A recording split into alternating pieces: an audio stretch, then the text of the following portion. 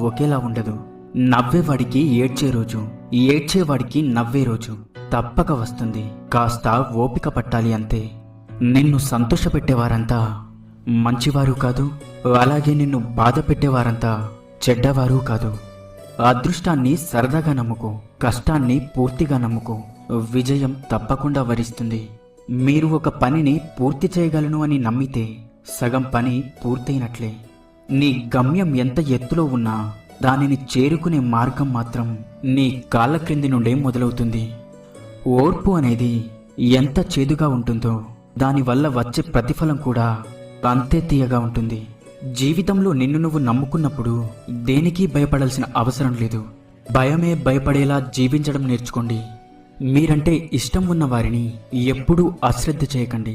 ఏదో ఒక రోజు మీకే అర్థమవుతుంది, చేతిలో ఉన్న వజ్రాన్ని దూరం చేసుకొని రంగురాళ్ళకై వెతుకుతున్నామని. ఆటలో ఒకరు గెలవాలి అంటే పోటీదారులందరినీ ఓడించాలి. అదే జీవితంలో ఒకరు గెలవాలి అంటే తోటివారందరినీ ప్రేమించాలి. ఏ కారణం లేకుండా నిన్ను ఇతరులు విమర్శిస్తున్నారంటే నువ్వు చేస్తున్న పనిలో విజయం సాధించబోతున్నావని అర్థం. ఆ కారణంగా ఎదురయ్యే విమర్శ నీ విజయానికి నాంది అవుతుంది. పొగడ్త కంటే కూడా విమర్శ చాలా విలువైంది. కళ్ళకు కమ్మిన దర్శపు పొరల్ని తొలగించి మన లోపాల్ని తెలుసుకునే అవకాశం కల్పిస్తుంది. అదృష్టం కోసం ఎదురు చూడడం కంటే అవకాశాన్ని సృష్టించుకోవడమే అత్యంత సులభం. విలువ కోసం విలువలేని చోట ప్రయత్నించడం ఉన్న విలువను పోగొట్టుకోవడమే అవుతుంది. విలువ అనేది తెలుసుకోలేని వ్యక్తి దాన్ని ఎప్పటికీ సంపాదించలేడు. సంపాదించినా నిలబెట్టుకోలేడు. అది స్నేహమైనా, ప్రేమైనా, లేక డబ్బైనా, ఏదైనా సరే కష్టపడి సాధించుకున్న వ్యక్తి దానిని వృధా చేయలేడు. ఎదుటివారి ఆలోచనల్ని గౌరవించకపోయినా పర్వాలేదు, అపహాస్యం మాత్రం చేయకండి. ప్రతి ఒక్కరిలో ఏదో ఒక గొప్పతనం ఉంటుంది. మనకు దాన్ని చూసే గుణం ఉండాలి. దానిని అభినందించే మంచి మనసు ఉండాలి. ఏదైనా పరీక్షించవచ్చు, కానీ మనిషి సహనాన్ని మాత్రం పరీక్షించకూడదు. అది విలువైన బంధాలను దూరం చేస్తుంది. నిన్ను భారం అనుకునే బంధాలతో బలవంతంగా జీవించేదానికన్నా వాటికి దూరంగా ఉంటూ ఒంటరిగా బ్రతకడమే మేలు. విలువలేని వారితో వాదించటం, వాళ్ళ మాటలకి స్పందించటం వల్ల వాళ్ళ విలువను మనం పెంచటమే అవుతుంది. నువ్వు అర్థం కావట్లేదు అంటే వాళ్లకు నువ్వు అవసరం లేదు అని అర్థం.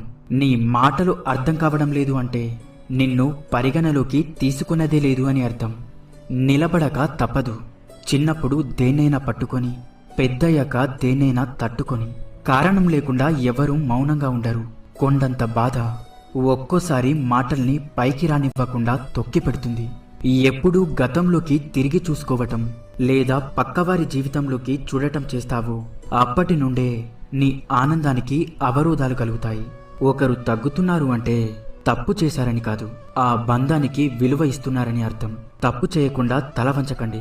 నమ్మకం లేని చోట వాదించకండి. జనం దృష్టిలో గొప్పగా ఉన్నా లేకున్నా పర్వాలేదు, కానీ మనస్సాక్షి ముందు గర్వంగా తల ఎత్తుకొని బతకగలిగితే అంతకంటే గొప్ప జీవితం మరొకటి లేదు. అదుపులేని ఆలోచనలు శత్రువు కన్నా ప్రమాదకరం. సున్నితమైన మనసు ఉన్నవారు తమకు తామే శత్రువు. వారికి మోసం చేసే అంత తెలివి లేదు, మర్చిపోయే అంత బలము లేదు. అన్నిటినీ మౌనంగా భరిస్తూ బాధపడటం మాత్రమే తెలుసు. కోపంలో సమాధానం చెప్పకు, సంతోషంలో వాగ్దానం చేయకు, ఒత్తిడిలో నిర్ణయం తీసుకోకు, అవసరం లేని చోట అబద్ధం చెప్పకు. ఓడిపోయాను అని బాధపడకు. ఓటమి నీకు శత్రువు కాదు, మిత్రువు మాత్రమే. ఎందుకో తెలుసా? ఓటమి నీ ప్రయత్నంలో ఏదో లోటు ఉంది అని తెలియజేస్తుంది. ఇంకాస్త కృషి అవసరమని హెచ్చరిస్తుంది. ఉన్నత వ్యక్తిత్వం కలిగి ఉంటే శత్రువు కూడా నిన్ను చూసి తలదించుకుంటాడు. గతాన్ని ఎప్పటికీ మార్చలేము, కానీ భవిష్యత్తుని రాసుకునే శక్తి మాత్రం నీ చేతుల్లోనే ఉంది. ఉన్నతంగా ఆలోచించు, అలాగే గొప్పగా జీవించు.